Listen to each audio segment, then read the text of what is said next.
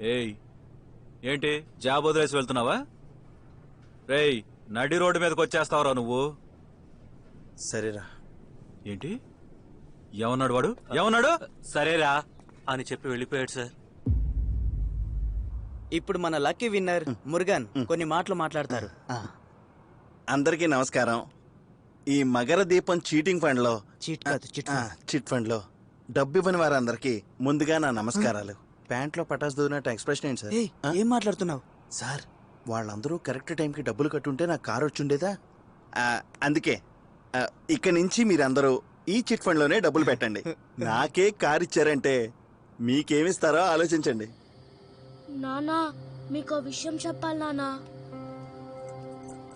చూడు కన్నా, నాన్నతో తర్వాత మాట్లాడదాం. ఆయన కిందికి వస్తారు, మనం వెళ్దామా? అమ్మా పద.